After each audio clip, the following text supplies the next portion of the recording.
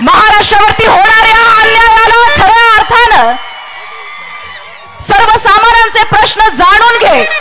सन्माननीय ओम दादांना पुन्हा एकदा दिल्लीला आपले प्रश्न घेऊन आपल्या सर्वांच्या अखंड अशा प्रेमाला इथं विश्वासाला सार्थ ठेवताना शिवसेनेच्या माध्यमातून शिवसेनेची आणि सर्वसामान्यांच्या प्रश्नाला गगनगणारी मशाल घेऊन आपल्याला येणाऱ्या 7 तारखेला ओम दादांना पुन्हा एकदा दिल्लीला पाठवायचे आणि असंच आवाहन करण्यासाठी आदरणीय पक्षप्रमुख उद्धवजी ठाकरे साहेब यांचं आगमन इथं झालंय. मी महाविकास आघाडी धाराशिव परिवाराच्या वतीनं आदरणीय पक्षप्रमुख उद्धवजी ठाकरे साहेब यांचं सन्मानपूर्वक स्वागत करते आणि आजच्या या सभेची सुरुवात प्रतिमेच्या पूजनानं आणि हिंदवी स्वराज्य संस्थापक छत्रपती शिवाजी महाराज यांचे आशीर्वाद घेऊन महाराष्ट्राची कुलस्वामिनी आई तुळजाभवानींचा आशीर्वाद घेऊन या सभेला इथं आपण सुरुवात करतोय. आदरणीय पक्षप्रमुख उद्धवजी ठाकरे साहेब यांचं मी सन्मानपूर्वक पुन्हा एकदा स्वागत करते आणि या सभेला संबोधित करण्यासाठी मी पुन्हा एकदा आमंत्रित करते. सन्माननीय पक्षप्रमुख उद्धवजी ठाकरे साहेब यांचं स्वागत, त्यांचा यथोचित सन्मान पुष्पगुच्छ देऊन आणि महाराष्ट्राची कुलस्वामिनी आई तुळजाभवानीची प्रतिमा देऊन सन्माननीय ओम दादांच्या शुभ हस्ते आणि आमदार कैलासदादा पाटील यांच्या शुभ हस्ते आपण त्यांचं स्वागत या ठिकाणी करतोय. आणि यानंतर या सभेला संबोधित करण्यासाठी आपले विचार व्यक्त करण्यासाठी सुरुवातीला मी आमंत्रित करते. या सभेप्रसंगी आपलं मनोगत व्यक्त करण्यासाठी माजी आमदार सन्माननीय राहुल भैया मोटे यांना या ठिकाणी आमंत्रित करते. महाविकास आघाडीचे अधिकृत उमेदवार ओमराजे निंबाळकर यांच्या प्रचारार्थ उपस्थित असणारे पक्षप्रमुख उद्धव बाळासाहेब ठाकरे संपूर्ण व्यासपीठ आज समोर असलेली गर्दी आणि उत्साह पाहिल्यानंतर ओम दादाचा विजय आजच झालेला आहे. तेही उद्धव ठाकरे साहेबांच्या साक्षीनं हे वातावरण टिकवण्याची जबाबदारी आपल्या सर्व कार्यकर्त्यांवर आहे. आपल्यांना साहेबांचं भाषण ऐकायचंय त्यामुळे मी जास्त वेळ आपला घेणार नाही. जिल्ह्याच्या दृष्टीनं सर्वात महत्त्वाची असणारी आपली कृष्णा मराठवाडा उपसा सिंचन योजना ज्याचा फायदा सगळ्या तालुक्यामध्ये जिल्ह्यामध्ये आहे. ही योजना आदरणीय उद्धव ठाकरे साहेब मुख्यमंत्री असताना त्यांनी मार्गी लावली. ही योजना मार्गी लावत असताना निधी द्यायला ते तयार होते, परंतु घेणारे लोक तयार नव्हते, त्यांचा त्या ठिकाणी पाठपुरावा नव्हता, म्हणून ही योजना आपली या ठिकाणी रखडली. आज काही लोक मोदीजींची स्तुती करण्यासाठी त्या ठिकाणी भरपूर चापलुसी त्या ठिकाणी करण्याचा प्रयत्न करतायत. काही जण त्यांना विश्वगुरु म्हणतायत, काही जण विश्वनेता म्हणतायत. आपले पालकमंत्री यांनी तर त्यांना काल परमेश्वर म्हणूनच डिक्लेअर केलं. स्वतःचं मंत्रिपद टिकवण्यासाठी माणूस कोणत्या लेवलला जातो हे आपण या ठिकाणी पाहिलं. शेवटचा मुद्दा बोलतो आणि माझं भाषण संपवतो. आपले पालकमंत्री यांनी काल भाषणामध्ये काय सांगितलं की माझ्याकडे जो शिवसैनिक आहे तो कडवट शिवसैनिक आहे आणि ठाकरे साहेबांकडे जो शिवसैनिक आहे तो बडवा शिवसैनिक आहे, अशा पद्धतीचं त्यांनी वाक्य केलेलं आहे. या सभेच्या माध्यमातून निवडणुकीच्या माध्यमातून त्यांना शिवसैनिकांनी जागा दाखवावी एवढंच या कार्यक्रमाच्या निमित्तानं बोलतो. 7 तारखेला मशाल या चिन्हावर आपण मतदान करावं ही विनंती करतो आणि माझे 2 शब्द संपवतो. धन्यवाद. आणि यानंतर पक्षप्रमुख आदरणीय उद्धवजी ठाकरे साहेब यांना आपल्याला ऐकायचंय, पण तत्पूर्वी ज्यांना आपल्याला भरघोस मताने निवडून द्यायचंय, कार्य ज्यांचं निस्वार्थी आणि पाक आहे, पाणी नाही ते धगधगती आग आहे, अन्याया विरुद्ध त्यांच्या मनात राग आहे आणि म्हणूनच विरोधकांना त्यांचा धाक आहे. अरे अनेक नेते आले आणि गेले धाराशिव मध्ये, पण सन्माननीय ओम दादा या धाराशिवच्या विकासाचा खरा ढाढ्या वाघ आहे आणि अशा या ढाढ्या वाघाला पुन्हा एकदा आपल्याला दिल्लीला पाठवायचंय. 24 तास ऑन ड्युटी असणारा खासदार, प्रत्येकाच्या सुखदुःखात धावून जाणारा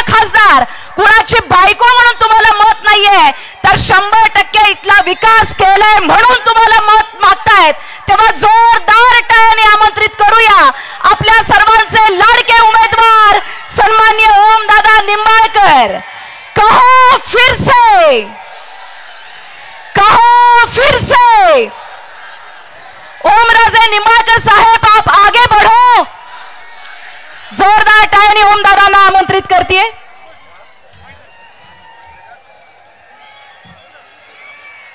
येणाऱ्या 7 तारखेला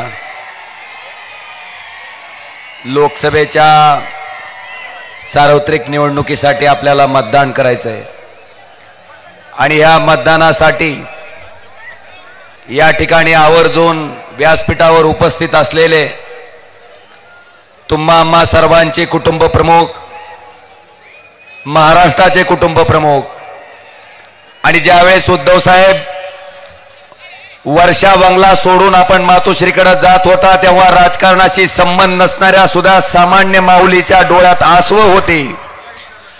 त्या आसवाचा हिशोब निश्चित सामान्य माणूस चुकवल्याशिवाय राहणार नाही असे तुम्हा आम्हा सर्वांचे कुटुंब प्रमुख आदरणीय उद्धवजी ठाकरे साहेब, या ठिकाणी मंचावर उपस्थित असलेले विधान परिषदेचे विरोधी पक्ष नेते सन्माननीय अंबादासजी दानवे साहेब, व्यासपीठावरील इतर मान्यवरांची क्षमा मागून आपल्या सर्वांचा नामोल्लेख आदरणीय व्यासपीठाचा करतो आणि व्यासपीठाच्या समोर उपस्थित असलेले या भागातील सर्व वडीलधारी मंडळी, तरुण मित्र आणि जिथपर्यंत माझा घराघरात आवाज जातोय तिथपर्यंत माझ्या ऐकणाऱ्या माता भगिनी आणि बंधूंनो,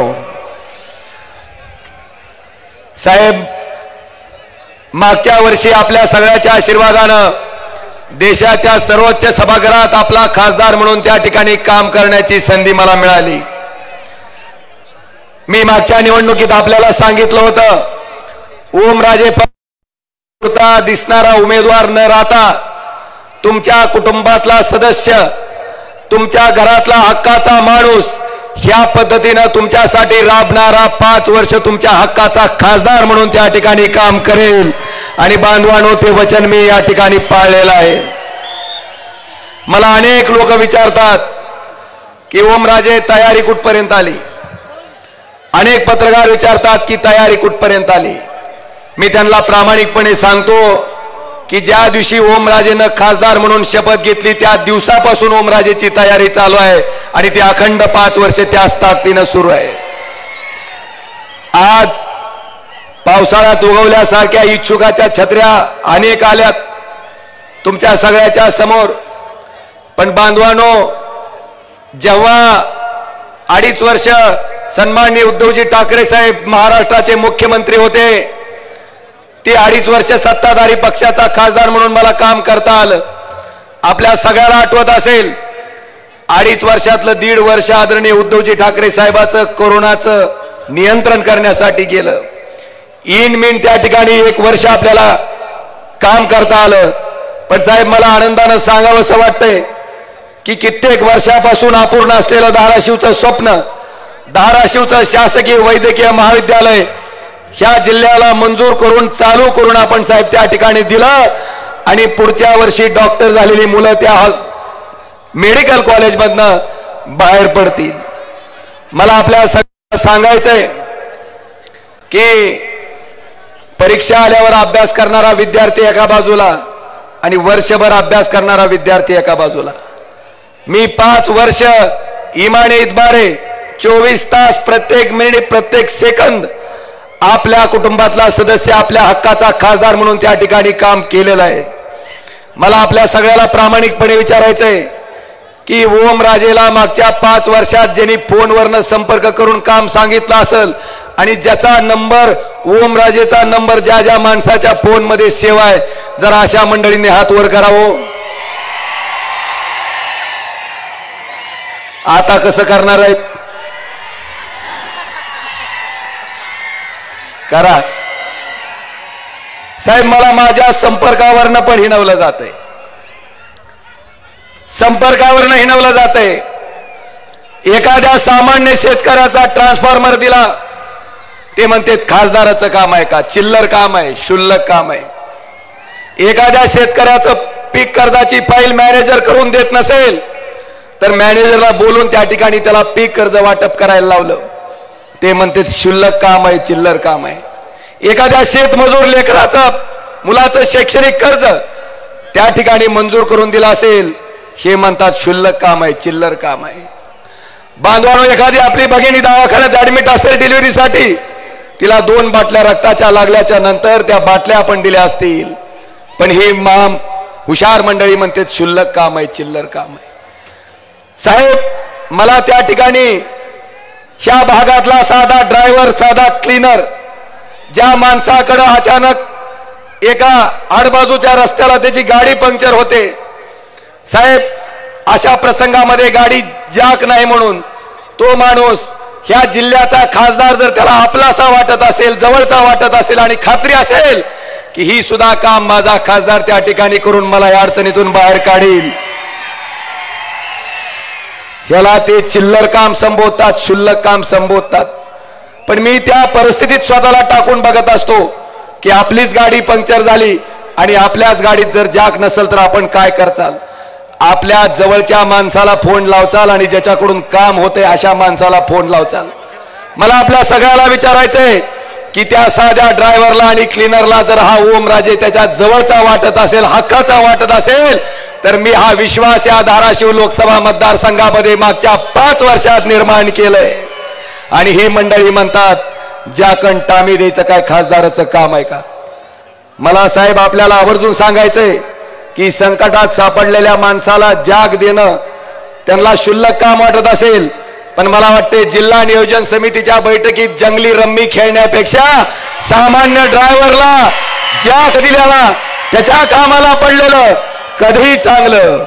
आता मला तुम्हाला विचारायचंय, आता मतदान चालू झालंय, आता त्या ड्रायव्हरचं किन्नरचं मतदान लागणार आहे का नाही? हो, ह्यांना लागणार आहे का नाही?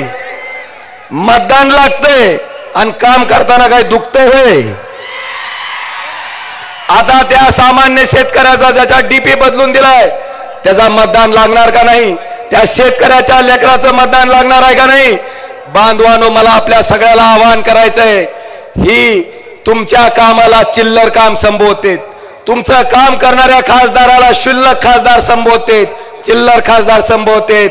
मला तुमच्या सर्व मंडळीला आव्हान आहे की आपल्याला चिल्लर क्षुल्लक समजणाऱ्या लोकाला आपल्या चिल्लरचा बंदा हवाडा येणाऱ्या 7 तारखेला दाखवायचं काम त्या ठिकाणी आपल्या सगळ्यांना करायचंय.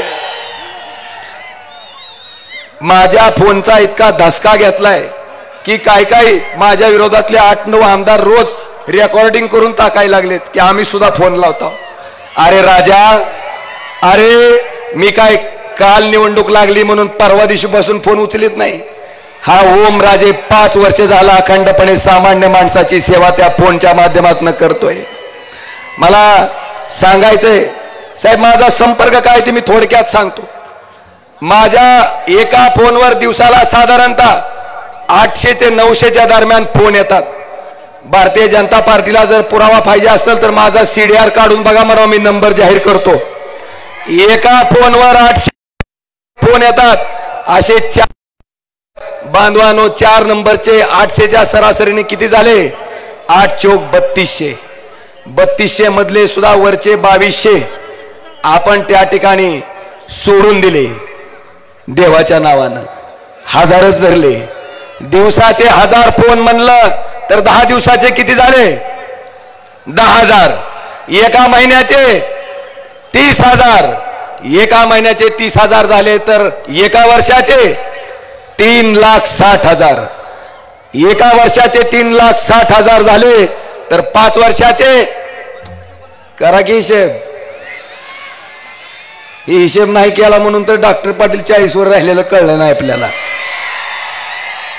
5×15 म्हणजे 15 लाख ते आणि 6×5 30. 15 आणि 3 18 लाख लोकांचा ओमराजेचा मागच्या 5 वर्षातला संपर्क आहे. 18 लाख लोक माझ्या संपर्कात आलेत आणि त्या माणसाचं कुठल्या ना कुठल्या माध्यमातून काम झालंय. मला आपल्या सगळ्याला विचारायचंय, कुठलाही मायका लाल आला तरी 18 दिवसात 18 लाख लोकांचा संपर्क करून काम करू शकेल का हो? आणि साहेब, ही 18 लाख लोकच माझी शक्ती आहे, माझी ताकद आहे आणि माझे प्रचारक आहेत ज्यांनी संपूर्ण निवडणूक यांच्या हातात घेतली का नाही? 18 लाख लोक. मला सांगायचंय माझ्या निवडणुकीसाठी पुढं एवढी मोठी शक्ती आहे साहेब. 8 आमदार आहेत, त्यानंतर आपल्यातलेच 40 बोके 50 खोके देऊन खरेदी करून आपला पक्ष आणि बाण घेतलेली लोक आहेत. त्याचबरोबर राष्ट्रवादी काँग्रेस पार्टी फोडून त्याच्यातनं सुद्धा 38 लोक त्यांच्या सोबत घेतले, तो सुद्धा पक्ष त्या ठिकाणी बरोबर आहे. एवढंच नाही, आमच्या काँग्रेसच्या सुद्धा 2-4 खिडक्या त्यांनी सोबत घेतल्यात साहेब. आणि काँग्रेसच्या खिडक्या साहेब, काँग्रेसचा सुद्धा हात ह्याच्यामुळे वाचला की तो राष्ट्रीय पक्ष होता. जर प्रादेशिक पक्ष असता तर काँग्रेसचा सुद्धा हात गेला असता, तुम्हाला सुद्धा बासरी घ्यायची पाळी आली असती. पाटील साहेब, एवढी सगळी शक्ती एकत्र केल्याच्या नंतर मनसेचं इंजिन तर बिनशर्त ह्यांना ओढायला तयार आहे साहेब. सगळ्याचा डबा ओढतंय मनसेचं इंजिन. बघा, एवढी शक्ती एका बाजूला उभी आहे, पुन्हा 1 फूल 2 हाफ पण त्यांच्या बरोबर आहेत. अजून बी कॉन्फिडन्स येईना, अजून बी कॉन्फिडन्स येईना. मला आपल्याला विचारायचंय, एवढं करून बी जागा जिंकत नाही. लक्षात आल्याच्या नंतर म्हणले मोदी साहेब तुम्हीच या आणि तुम्हीच काहीतरी आम्हाला ह्याच्यातून वाचवा. साहेब, देशाच्या पंतप्रधानाला या ठिकाणी ओमराजेच्या विरुद्ध, आपल्या विरुद्ध या ठिकाणी येऊन सभा घ्यावी लागली. मला वाटतं ह्याच्यातच आपली शक्ती काय आहे ती त्यांच्या लक्षात आली का नाही रे? आली का नाही बांधवानो? आणि साहेब, एवढं केल्याच्या नंतर सुद्धा आपल्याला विश्वास देतो की देशाचे पंतप्रधान नरेंद्र मोदीची सभा होऊन सुद्धा महाराष्ट्रामध्ये मी आपल्याला वचन देतो साहेब, देऊ का? मोदींची सभा झाल्याच्या नंतर सुद्धा महाराष्ट्रामध्ये त्यांच्या विरोधात निवडून येणारा इथला खासदार हा सर्वाधिक मतं घेऊन निवडून येणारा खासदार या ठिकाणी म्हणून येईल साहेब. आज या ठिकाणी मला अजून सांगायचं, ही निवडणूक साहेब सामान्य माणसानं हातात घेतली. ज्या पद्धतीनं बाळासाहेबांनी आणि तुम्ही पक्ष स्थापन केला, चालवला, आणि हा दोंड्या म्हणतोय की पक्ष शिंदेचा, दोंड्या म्हणतोय बाण शिंदेचा. ज्या शरद पवार साहेबांनी त्या ठिकाणी राष्ट्रवादी काँग्रेस पक्षाची स्थापना केली, हा दोंड्या म्हणतोय ते प्राथमिक सदस्य सुद्धा नाहीत. आणि पक्ष अजित पवारांचा लोकशाही मार्गाने जे पक्ष त्या ठिकाणी काढून घेतले गेले, चिन्ह काढून घेतले, हे सामान्य माणसाला अजिबात आवडलेलं नाही. आणि साहेब, आपल्याला सांगू इच्छितो की सर्वोच्च न्यायालयाच्या वर सुद्धा सगळ्यात मोठं न्यायालय ह्या जनतेचं आहे. आणि ही जनता येणाऱ्या 7 तारखेला खरी शिवसेना कोणाची, खरी राष्ट्रवादी कोणाची, हे निष्ठावंत महाविकास आघाडीचे कार्यकर्ते मतदानाच्या माध्यमातून दाखवून दिल्याशिवाय स्वस्थ बसणार नाहीत. आज मला आपल्या सगळ्याला सांगायचंय साहेब की मला सामान्यातली सामान्य माणसं आर्थिक मदत करतायत. शेतकरी त्याच्या कष्टाचा घामाचा पैसा, एका शेतकऱ्यानं 10,000 रुपयाची आर्थिक मदत माझ्या निवडणुकीसाठी केली. एवढंच नाही, रिटायर्ड मिलिटरीमॅन चिकरड्याचा माणूस आहे साहेब, स्वतःचं सोनं मोडून मला 25,000 रुपयाची मदत त्या माणसानं केली. एका गवंडी काम करणाऱ्या माणसानं 1100 रुपयाची मदत त्या ठिकाणी केली. एवढंच नाही साहेब, एका 13 वर्षाच्या मुलीनं चिंचा फोडून चिंचुके बाजूला करणं आणि चिंचा बाजूला करणं हे कष्टाचं काम करून 1660 रुपये तिच्या थोरल्या भावाला निवडणूक लढण्यासाठी दिले. इतक्या सामान्य माणसाची एवढी मोठी शक्ती, एवढे इमानदारीचे आणि कष्टाचे पैसे जर माझ्या निवडणुकीसाठी असतील तर मला खात्री आहे साहेब, साक्षात आई तुळजाभवानी सुद्धा मला भरभरून आशीर्वाद या कष्टाला आणि या मेहनतीला दिल्याशिवाय राहणार नाही. आणि निश्चितपणे ह्या ताकदीच्या जोरावर आपला मोठा विजय त्या ठिकाणी होईल. आज आपल्या माध्यमातून मला सांगायचंय की मला कामाच्या बाबतीत बोललं जाते. मला सांगायचंय साहेब, जाहीररित्या RDSS नावाची केंद्र सरकारची योजना होती. ह्या योजनेच्या अंतर्गत आपल्या धाराशिव लोकसभा मतदारसंघामध्ये मी जवळपास 51 नवीन 33 केवीचे सबस्टेशन मंजूर करून घेतलेत. त्याच्यातले 40 धाराशिव जिल्ह्यातले आहेत, बार्शी विधानसभेतले 4 आहेत आणि औसा विधानसभेमधले 7 आहेत. ऍडिशनल पॉवर ट्रान्सफॉर्मर 59 आपण त्या ठिकाणी मंजूर करून घेतलेत. धाराशिव जिल्ह्यातले 38 आहेत, बार्शी विधानसभेतले 10 आहेत, औसा विधानसभेतले 11 आहेत. क्षमता वाढ केलेले धाराशिव जिल्ह्यातले 13 आहेत, बार्शी मधला 1 आहे आणि औसा मधले 2 आहेत. आणि वैयक्तिक शेतकऱ्याचे ट्रान्सफॉर्मर धाराशिव जिल्ह्यातले 2250 आहेत, बार्शी विधानसभेतले 485 आणि औसा विधानसभेमधले 357. आणि जे ट्रान्सफॉर्मर 63 आहेत ते 100चं धाराशिव मधले 1550 आहे जिल्ह्यातले, बार्शी विधानसभेचे 234 आहेत आणि औसा विधानसभेचे 265 आहेत. मला या ठिकाणी सांगताना आनंद होतोय की RDSSचा अध्यक्ष तुमच्या जिल्ह्याचा खासदार ह्या ओमराजेनं मागच्या 5 वर्षाच्या कालखंडामध्ये 1637 कोटी रुपये ह्यासाठी मंजूर करून घेतलेत. काही कामाचे सर्वे चालू आहेत, काही कामं त्या ठिकाणी प्रगतीपथावर आहेत. पुढच्या 2 वर्षामध्ये विजेच्या बाबतीत, लाईटच्या बाबतीत धाराशिव लोकसभा मतदारसंघामध्ये कसल्याही प्रकारची अडचण येणार नाही, हे वचन या कार्यक्रमाच्या निमित्तानं देतो. आदरणीय साहेब, कृष्णा मराठवाडा सिंचन प्रकल्पामध्ये सुद्धा रामदारा तलाव 15 वर्ष झालं बांधून, दुधाळवाडीचा साठवण तलाव तो सुद्धा कित्येक वर्ष झालं बांधून, दहाटणीचा बॅरेज तो सुद्धा 10-15 वर्ष झालं बांधून. पण दहाटणीच्या बॅरेज पासून रामदारा तलावापर्यंत जे काम करणं गरजेचं होतं त्याला प्राधान्यक्रमात स्थान नव्हतं. साहेब, आपलं सरकार असताना आपल्या माध्यमातनं जलसंपदा मंत्री जयंत पाटील साहेबांच्या माध्यमातनं ही कामं प्राधान्यक्रमात घ्यायचं काम आपण त्या ठिकाणी केलं आणि 2206 कोटीची तरतूद केली. साहेब, आनंदानं सांगावं असं वाटतं, ते काम केल्यामुळं पुढच्या वर्षी ते पाणी प्रत्यक्षात रामदारा तलावात आलेलं आपल्याला त्या ठिकाणी पाहायला मिळेल. हे सुद्धा या सभेच्या माध्यमातून मला या सर्व जनतेला अवगत करायचंय. आदरणीय साहेब, धाराशिव, तुळजापूर, सोलापूर हा रेल्वे मार्ग 2014ला त्या ठिकाणी घोषणा केली होती. 14 ते 19 केंद्रात मोदीजींचं सरकार होतं, राज्यात फडणवीस मुख्यमंत्री होते. पण 14 ते 19 मध्ये साधं 1 गुंठा जमिनीचं सुद्धा अधिग्रहण ह्या लोकांनी केलं नाही.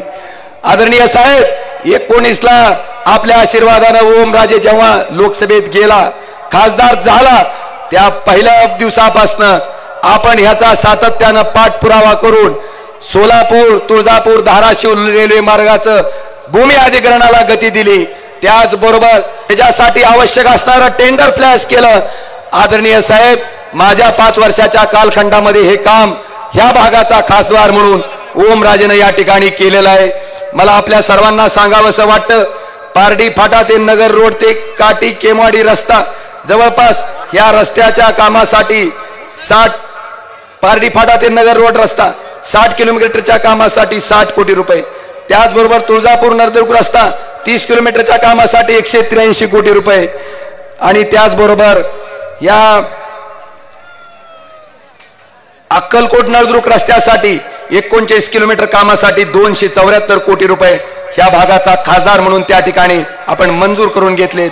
डोराळे येथील भोगावती नदीवर विशेष प्रयत्न करून संत गोरोबा काका महाराजांची पालखी, आज एकादशी आहे, काकांचाही आशीर्वाद निश्चितपणे, संत गोरोबा काकांचाही आशीर्वाद आमच्या पाठीशी आहे.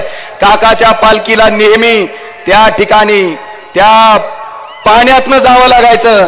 तो पूल आपण मुख्यमंत्री असताना आणि गडक साहेब जलसंपदा मंत्री जलसंधारण मंत्री असताना जवळपास 4 कोटी रुपयाचा पूल कम बंधारा त्या ठिकाणी केला, ज्याच्यामुळं आज ती पालखी त्या पुरावून जाते. साहेब, हे काम आपण आपल्या 2.5 वर्षाच्या कार्यकाळामध्ये केलेत.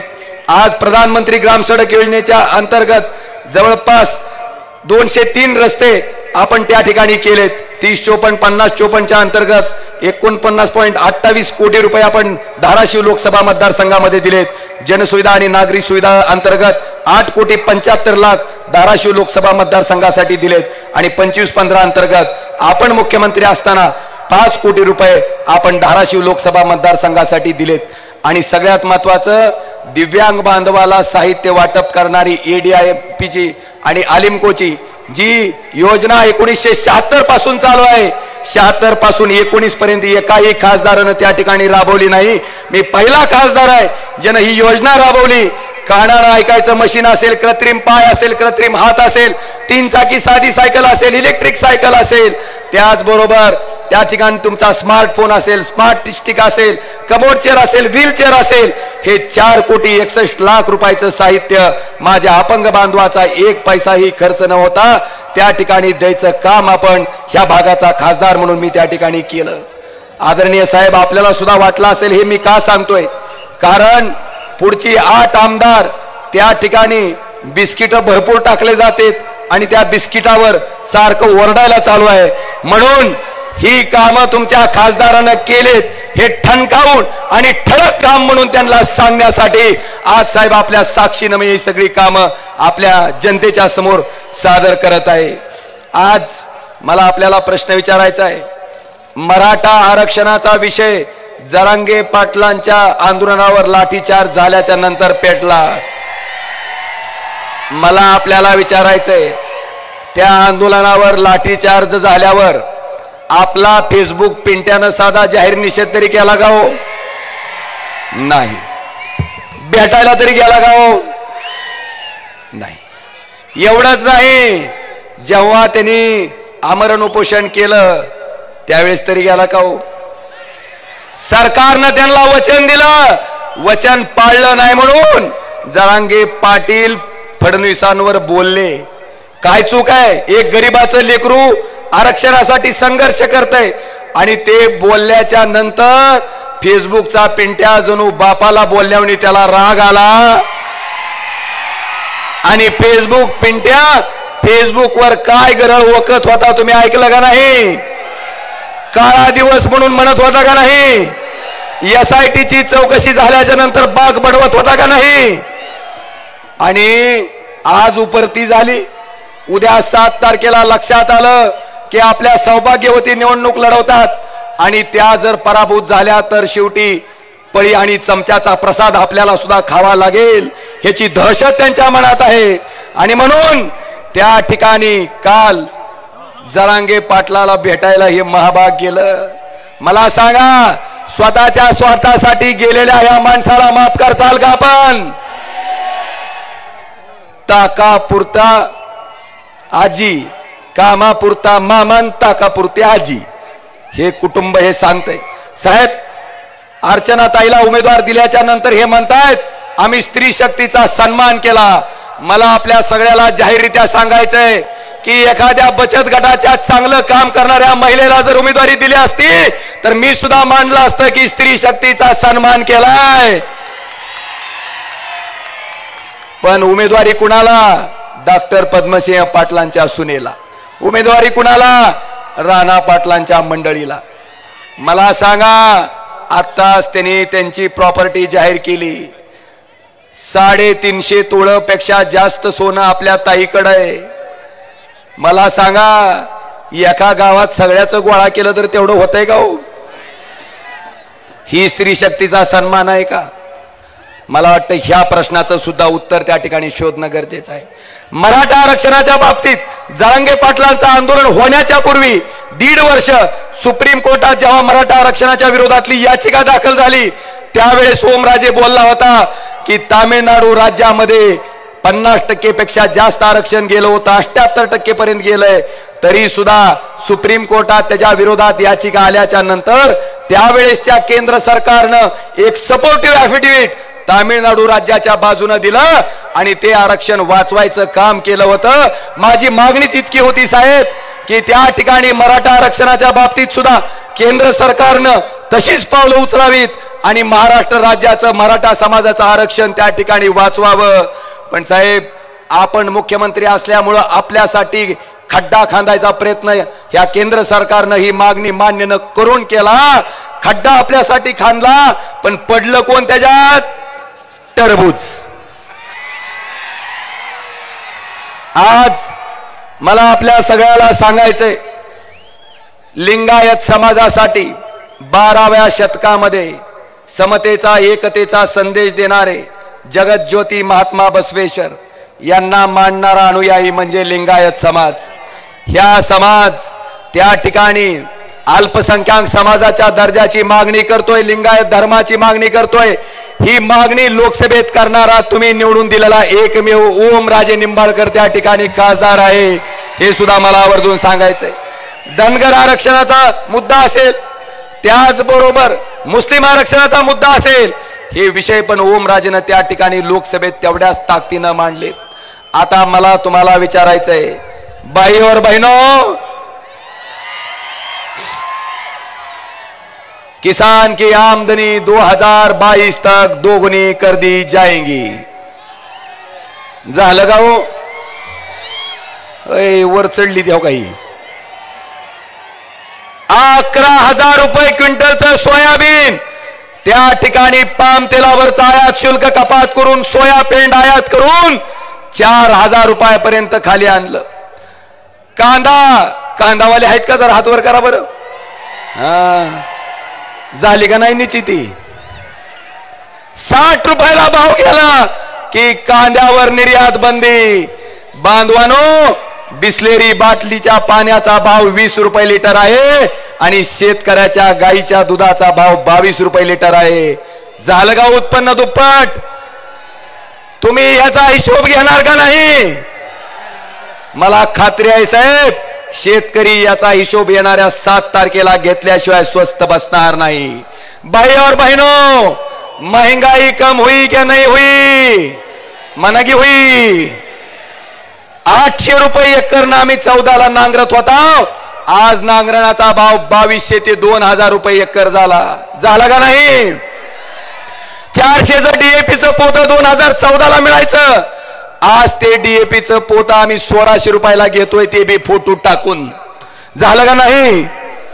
बांधवानो, या ठिकाणी मला विचारायचंय, 60 रुपयाचं डिझेल आज 97 रुपयाला घेतो, 70 रुपयाचं पेट्रोल आज 105 रुपयाला घेतो आणि 400 रुपयाचं गॅस सिलेंडर आज 1100 रुपयाला घेतो का नाही? तुमच्या घरच्याला किंवा तुम्हाला विचारायचंय, 2014 मध्ये जो आठवडी बाजार तुमचा 100 रुपयात होत होता, आज तोच आठवडी बाजार 500 रुपयात तरी होतय का हो? होतय का हो? मग महागाई कमी झाली का वाढली बंधवांनो? आता ह्याचा हिशोब घेणार का नाही? साहेब, हेच देशाचे पंतप्रधान नरेंद्र मोदीजी म्हणत होते, ज्यावेळेस सिलेंडरचा भाव 400 होता की तुम्ही मतदानाला जाताना गॅस सिलेंडरच्या पाया पडून मतदानाला जावा, म्हणत होते का नाही? आता 400चं सिलेंडर 1100ला झालंय. आता माझं म्हणणं आहे, शेगडीला साष्टांग दंडवत घाला आणि सिलेंडर टकोऱ्यावर घेऊन मतदानाला जावा. जाचाल का नाही? भाई और बहनों, ना खाऊंगा ना खाने दूंगा, जो सबसे ज्यादा खाएगा उसको ईडी की नोटिस देके भाजप में लूंगा. 70,000 कोटीचा आरोप अजित पवारांवर त्या ठिकाणी देशाचे पंतप्रधान नरेंद्र मोदीजींनी केला. 5व्याच दिवशी तेच अजित पवार त्यांच्याच मंत्रिमंडळात उपमुख्यमंत्री म्हणून शपथ घेतली आणि बांधवांनो, त्यांना खातं कोणचं दिलं? अर्थ खातं. म्हणले ह्यांना 70,000 कोटी रुपयाचा हाणायचा अनुभव आहे, म्हणले ह्यांना द्या. चलतंय का हो?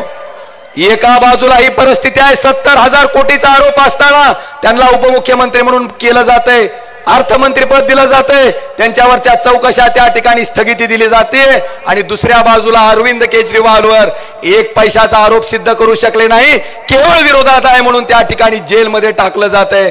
मला वाटतं ह्या गोष्टीचा विषय पण आपण लक्षात घेणं गरजेचं आहे. बांधवानो, नोकऱ्या सगळ्याला मिळाल्या का हो? आसकस का नाही? 2 कोटी नोकऱ्या वर्षाला म्हणल्यावर 10 वर्षात 20 कोटी नोकऱ्या झाल्या. मला वाटलं तुम्ही आज आमची सभा आहे म्हणून रजा टाकून आला असाल. आलाय का? वेदांता फॉक्सकॉन नावाचा प्रकल्प महाराष्ट्रात आला होता, 2 लाख युवकांना नोकऱ्या मिळत होत्या. त्या ठिकाणी तो प्रकल्प गेला कुठं? गुजरातला. 2 लाख युवकाचा रोजगार महाराष्ट्राचा बुडालाय. मला आपल्याला विनंती करायची आहे, ह्या रोजगाराचा हिशोब 7 तारखेला घेणार का नाही? घेणार का नाही? निश्चितपणे घेणार. आज बरेचसे विषय आहेत साहेब. आमच्यावर ही कोट्याधीश मंडळी टक्केवारीचा आरोप करते. मला आपल्याला प्रामाणिकपणे सांगायचंय, ह्यांच्यासारखे जर आमचे हात ह्या घाणीत बरबटले असती, ह्यांच्यासारखे जर ह्यांचे तोंड जसे काळे झाले तसे आमची झाले असती तर आम्ही सुद्धा भाजपच्या वॉशिंग मशीन मध्ये स्वच्छ व्हायला कधीच गेलो असतो. ज्या अर्थी या ठिकाणी प्रामाणिकपणे आदरणीय उद्धवजी ठाकरे साहेबांच्या मागे आम्ही खुट्टा राहून उभा आहेत. कुठलीही चौकशी लावायची ती लावा, जी काय करायचं ती करा, ईडी लावा. आम्ही प्रामाणिक आहेत, कुणाच्या बापाला त्या ठिकाणी घाबरत नाहीत, प्रामाणिकपणे या ठिकाणी उभे आहेत. आणि म्हणून ह्या जनतेचा विश्वास साहेब तुमच्यावर आहे, ह्या जनतेचा विश्वास त्या ठिकाणी आमच्यावर आहे. आणि साहेब, ज्या ज्या लोकांनी तुम्हाला यातना दिल्या, दुःख दिलं, ज्या लोकांना साहेब आपण आमदार केलं, खासदार केलं, मंत्री केलं, स्वतः ईडी पासून वाचण्यासाठी, स्वतःचा स्वार्थ साधण्यासाठी, पदाच्या लालसेपोटी जी जी मंडळी त्या ठिकाणी आपल्याला सोडून गेली, त्या गद्दाराचा हिशोब आपण करणार का नाही? करणार का नाही? आणि मला सांगायचंय आवर्जून की 40 वर्ष मंत्री केलेल्या शरद पवारांना डॉक्टर पाटील कुटुंब एका रात्रीत गद्दारी करून त्या ठिकाणी भाजपमध्ये जाते. आदरणीय साहेब, आपण आपल्या आशीर्वादाने मी एकदा खासदार आणि एकदा आमदार झालो. आपलं चिन्ह जात असताना, आपला पक्ष जात असताना, त्या ठिकाणी आपली सत्ता जात असताना आणि समोर गेल्यावर 50 खोके मिळत असताना सुद्धा त्याच्यावर लाथ मारून आम्ही प्रामाणिकपणे साहेब आपल्या पाठीमागे निष्ठेने उभा राहिलोय. मला आपल्याला विचारायचंय, तुम्ही प्रामाणिक माणसाला मतदान करणार का संधी साधू माणसाला मतदान करणार? हा निर्णय सुद्धा येणाऱ्या 7 तारखेला आपल्याला घ्यायचा आहे. बरेचसे विषय आहेत मी सांगू इच्छितो, पण आदरणीय उद्धवजी ठाकरे साहेबांना सुद्धा त्या ठिकाणी आपल्याला ऐकायचंय. माझी विनंती आहे की माझ्या मागे फक्त एक क्लिप साहेब मी वाचून, एकच क्लिप फक्त वाचून दाखवणार आहे. एकच गोष्ट सांगणार आहे की एक सामान्य कांबळे नावाचा हलगीवाला, 500 रुपये त्या माणसाची साहेब, 500 रुपये त्या माणसाची फक्त हाजरी आहे. 500 रुपयाच्या हाजरीवर साधा तुम्हाला विषय सांगतो, त्यांच्या रॅलीत हा हलगी वाजवायला,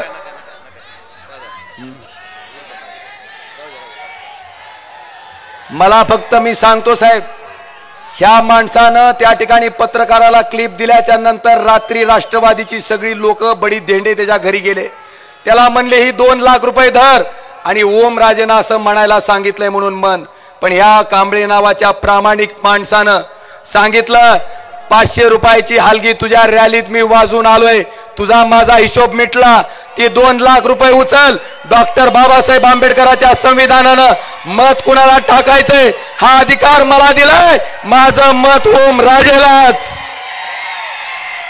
साहेब, इतका गरीब असणारा माणूस त्या ठिकाणी निष्ठा प्रामाणिकपणा दाखवू शकत असेल तर माझी इच्छा आहे ह्या प्रामाणिक माणसाचे पाय धुवून थोडं थोडं पाणी जर ह्या गद्दारांना पाजलं तर काही गुण आला तर आला, हे माझं म्हणणं आहे साहेब. इतकी सामान्य जनता प्रामाणिक आहे आणि तुम्हा सगळ्या निष्ठावंत लोकांच्या जोरावरच आज या युद्धाला आम्ही सामोरं जातोय. माझी विनंती आहे, उद्याच्या येणाऱ्या 8 तारखेला मतदान करत असताना, मला माहिती आहे 7 आहे म्हणलं दिल की बात ऐकायला का मन की बात ऐकायला ती टेस्ट केलं मी, पण 8 म्हणल्या 7 म्हणला म्हणजे तुम्ही दिल की बात ऐकलेली आहे, मन की बात ऐकलेली. आता मतदान करत असताना 2 मशिनी आहेत. 1 नंबर मशीनवर 2 नंबरला त्या ठिकाणी तुमच्या हक्काच्या, तुमच्या कुटुंबातल्या सदस्य असणाऱ्या खासदाराचा नंबर आहे. 2 नंबरला नाव आहे ओम प्रकाश भूपाल सिंह उर्फ पवनराजे निंबाळकर. त्याच्या पुढे आपली निशाणी आहे आई तुळजाभवानीची धगधगती मशाल. अशी कशी आहे,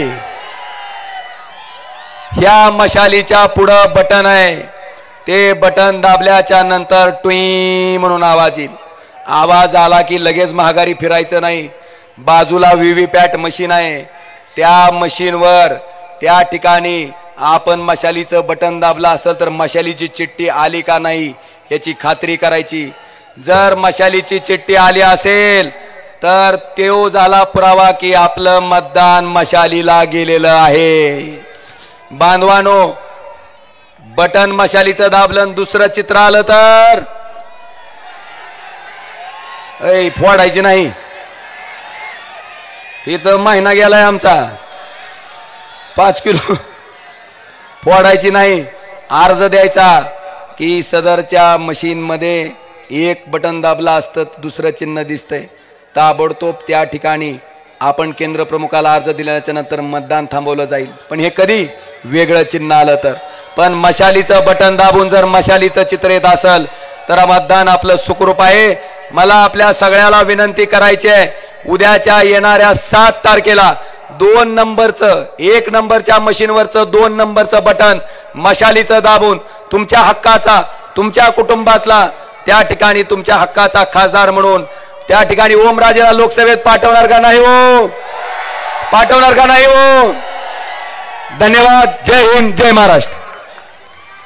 आणि यानंतर मी या ठिकाणी आमंत्रित करते विधान परिषदेचे विरोधी पक्षनेते सन्माननीय आमदार अंबादासजी दानवे साहेब. जोरदार टाळ्यांनी आमंत्रित करूया.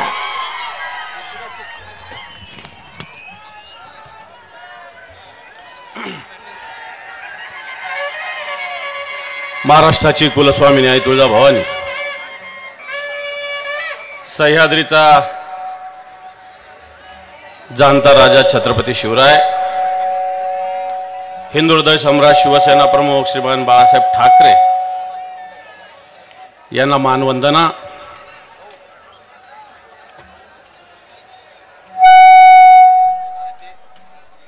या ठिकाणी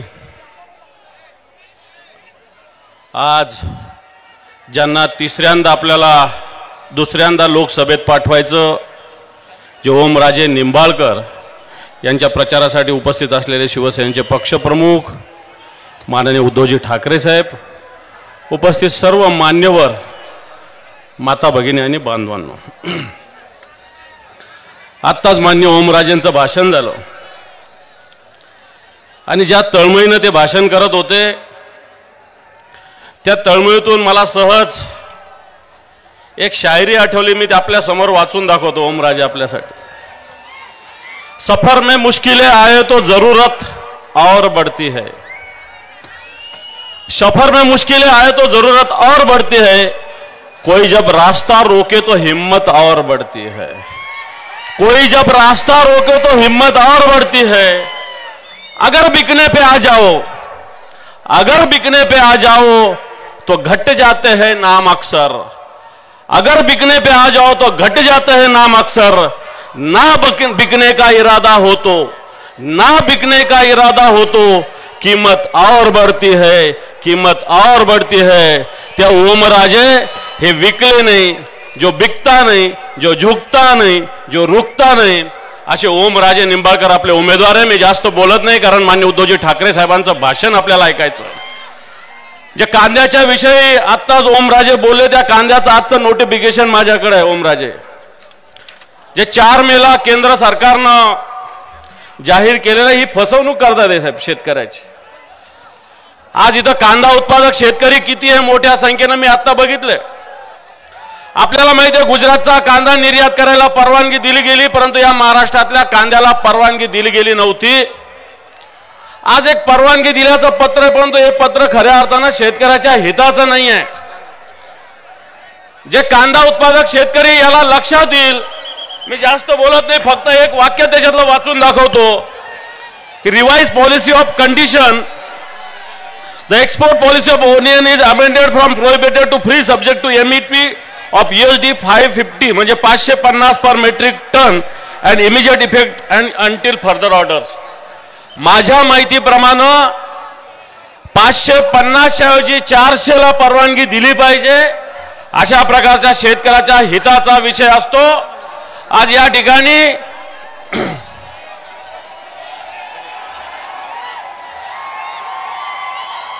शांत बसा, शांत बसा.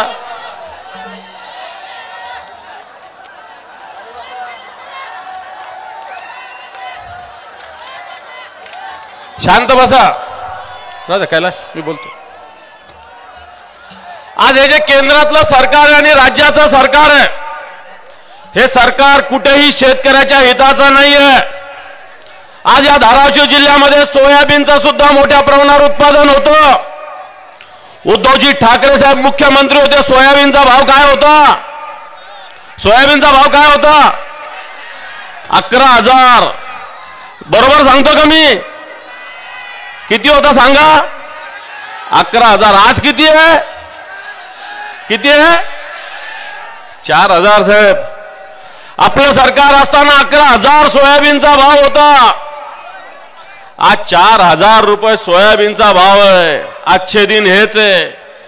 शेतकऱ्याच्या उत्पादन खर्चाला दुपटीनं तिपटीनं भाव देणार.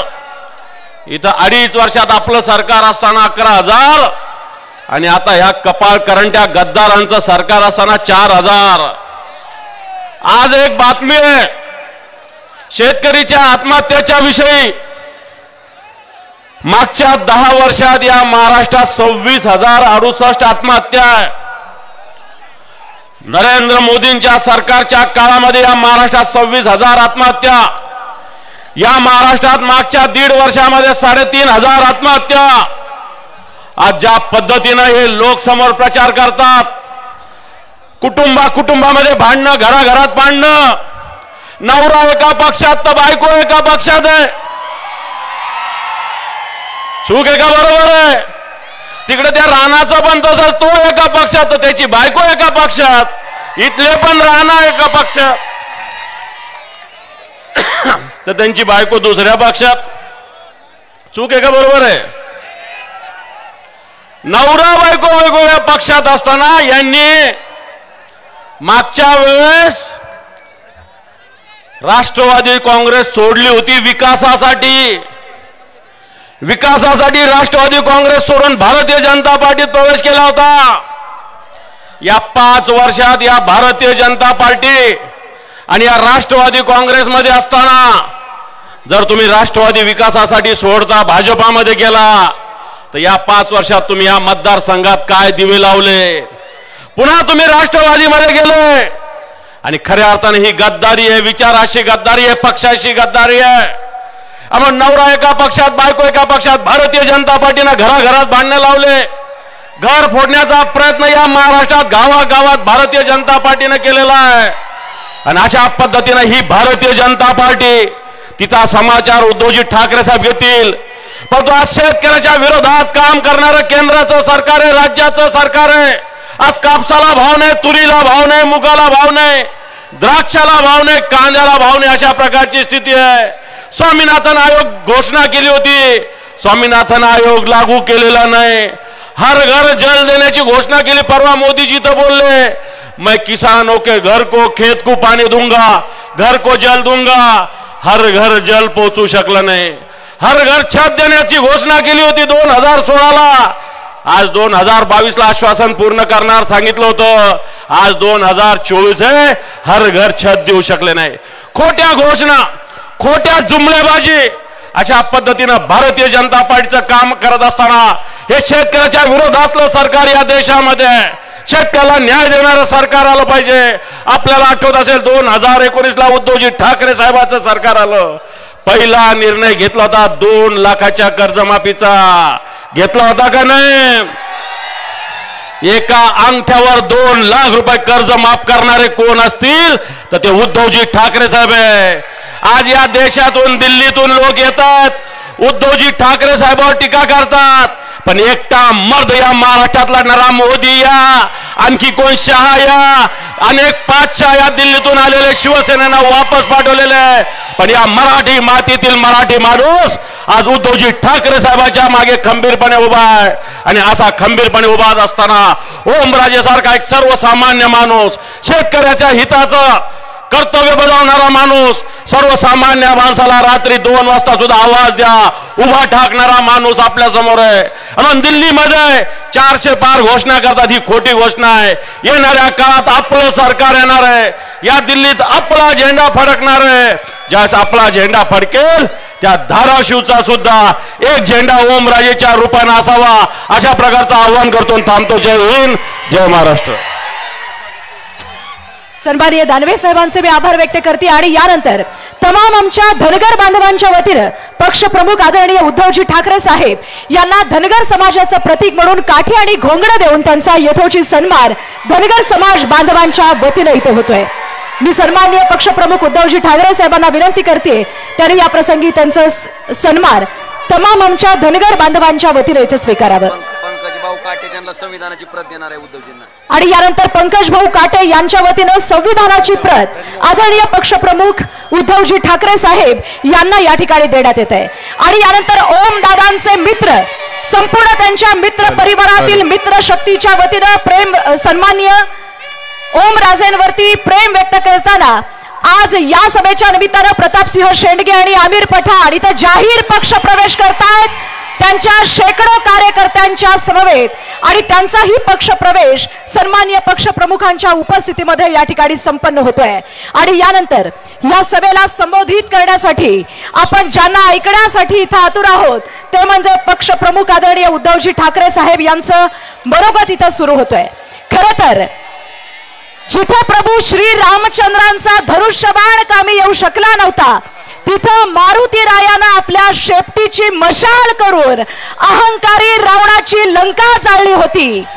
आणि आज अशीच मशाल घेऊन तुमच्या विचारांची आणि विश्वासाची मशाल अन्यायाच्या विरुद्ध पेटलेली ही मशाल घेऊन खेकड्याच्या जातीनं महाराष्ट्राला भिकेला लावतो म्हणणाऱ्या गद्दारांना त्यांची अवकात दाखवण्यासाठी महाराष्ट्राच्या मातीचा हा सुगंध खऱ्या अर्थानं तमाम महाराष्ट्रातील मराठी माणसांच्या पाठीमागे अगदी भक्कमपणे उभं राहणारा हा ढाढावाद हिंदू हृदय सम्राटांचा खरा ढाढावाद अर्थातच पक्ष प्रमुख आदरणीय उद्धवजी ठाकरे साहेब हे या सभेला इथं संबोधित करतायत।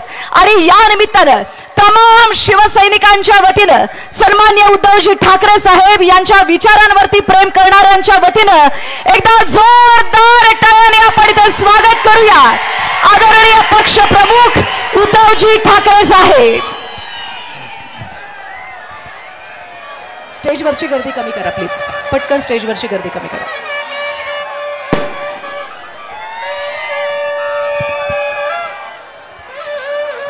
ठीक आहे।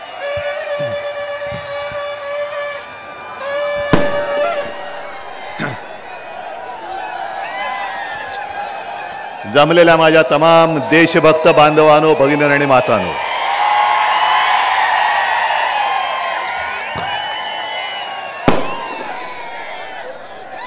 काय बोलू मी तुमच्या प्रेमाने भारावून गेलेलो आहे। पण एका गोष्टीचा मला अभिमान आहे, मी मराठी मातेचा आणि मराठी मातीचा आशीर्वाद घेऊन दिल्लीच्या हुकुमशाही विरुद्ध लढायला उभा राहिलेला आहे। आणि दिल्लीश्वरांना जे वाटतंय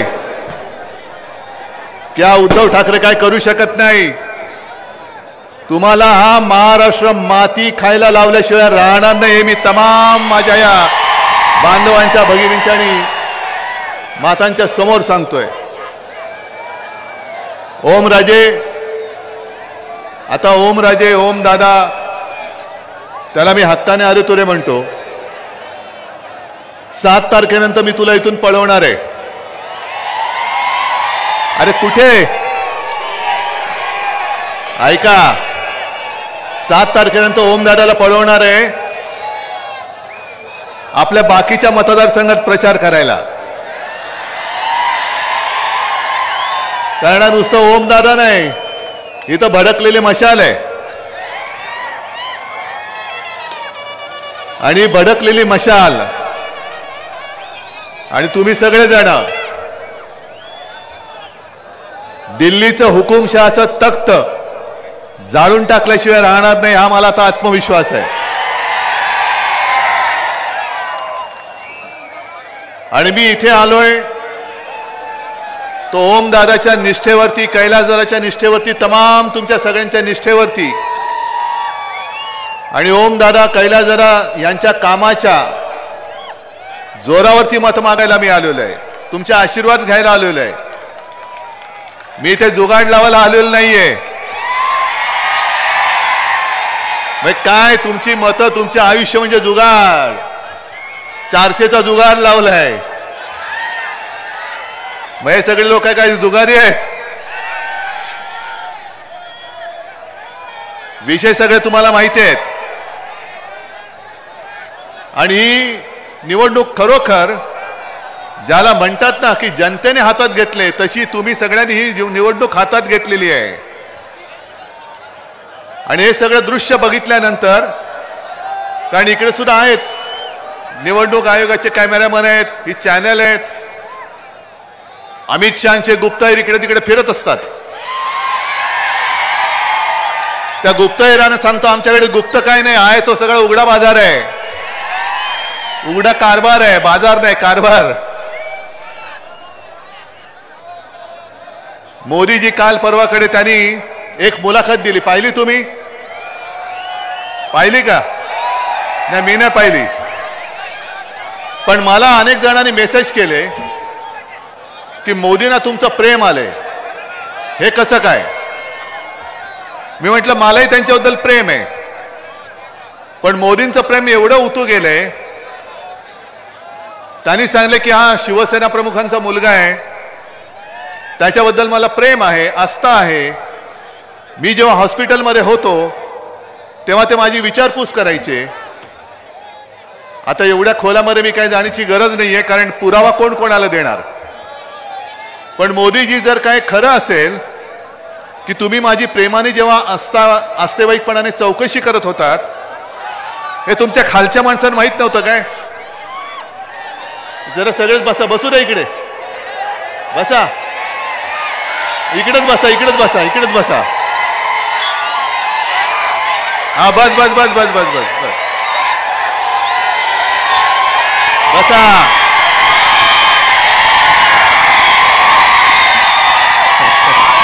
अरे बसा ना आता,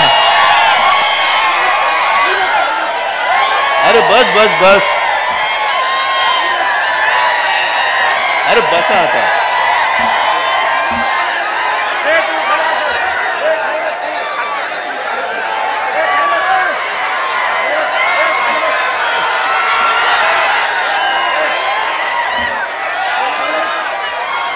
ठीक आहे, आता मला बोलू द्या जरा.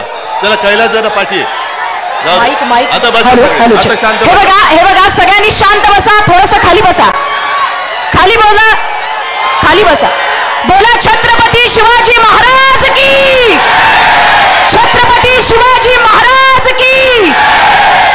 धन्यवाद. सगळ्यांना विनंती आहे थोडं शांत बसा आणि साहेबांना आता बसून घ्या.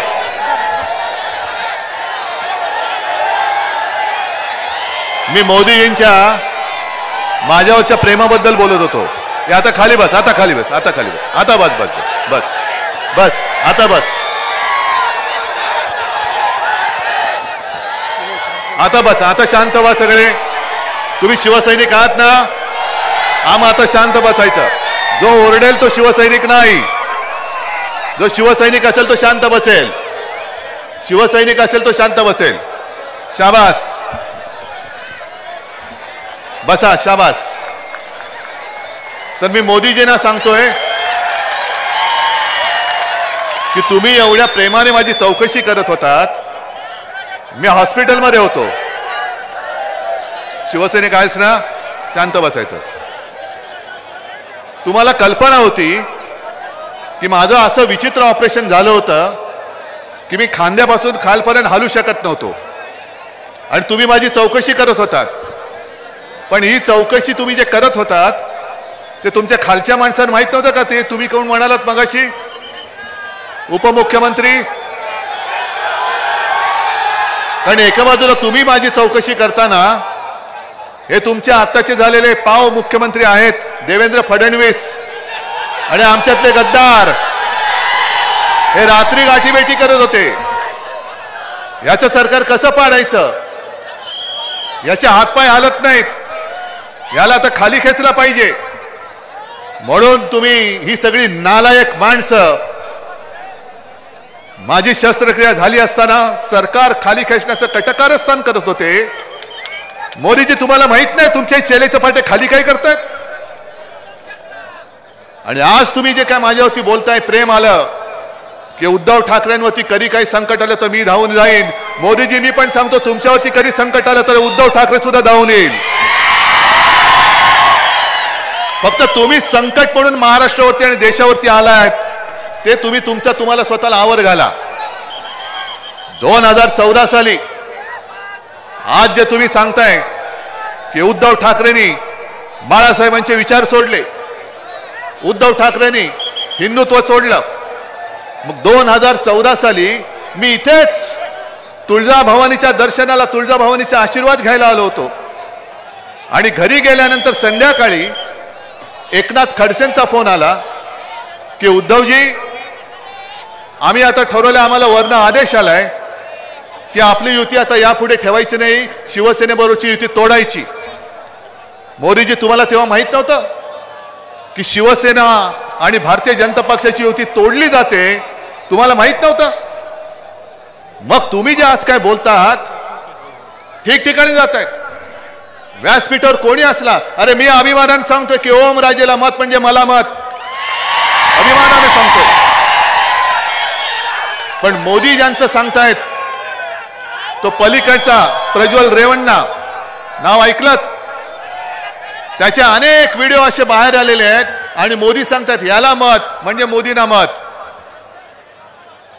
मग 14 साली तुम्ही युती तोडलीत, तुम्हाला माहिती नव्हतं उद्धव ठाकरे कोण आहे? 19 साली तुम्ही युती तोडलीत, युती नाही तोडलीत. ज्या बाळासाहेबांचं कर्ज तुम्ही मानता आहात की बाळासाहेबांचं माझ्यावरती म्हणजे त्यांच्यावरती मोठं कर्ज आहे. एक तर नुसतं बाळासाहेब म्हणू नका, त्यांना हिंदू हृदय सम्राट म्हणा, ते हिंदू हृदय सम्राट आहे. हिंदू हृदय सम्राट बोलायला जीभ काढ खलते तुमची. आणि त्या हिंदू हृदय सम्राटांचं तुमच्यावरती कर्ज आहे हे जर माहिती आहे तर त्याच बाळासाहेबांच्या खोलीमध्ये तुमच्या अमित शहानी दिलेलं वचन हे मोडताना तुम्हाला माहित नव्हतं? अरे मी तुळजाभवानीची शपथ घेतली, माझ्या आईवडिलांची शपथ घेतली की अमित शहानी बाळासाहेबांच्या खोलीत, ज्याला आम्ही मंदिर मानतो, त्या खोलीमध्ये मला शपथ घेऊन त्यांनी सांगितलं होतं की मी शब्द देतो 2.5 वर्षाचं मुख्यमंत्री पद हे शिवसेना भाजपमध्ये वाटलं जाईल. तो शब्द तुम्ही मोडलात आणि उलट मला खोटं ठरवायला निघालात. मग मगाशी ओमराजेंनी जे काय प्रश्न मांडले, अंबादासनी जे मानले, त्या प्रश्नाची उत्तरं दिल्यानंतर तुम्ही ठरवायचं खोटं कोण बोलतंय. मी तुम्हाला सांगितलं होतं त्यावेळेला, मी मुख्यमंत्री नव्हतो, की मी शेतकऱ्यांना कर्जमुक्त करून दाखवीन. दाखवलं होतं की नव्हतं? 10 रुपयामध्ये शिवभोजन देऊन दाखवलं की नाही दिलं? कापसाला, सोयाबीनला भाव दिला होता की नव्हता? सगळे बाहेरचे उद्योग मी माझ्या राज्यात आणत होतो की नव्हतो? या सगळ्याचं उत्तर होय, नक्की.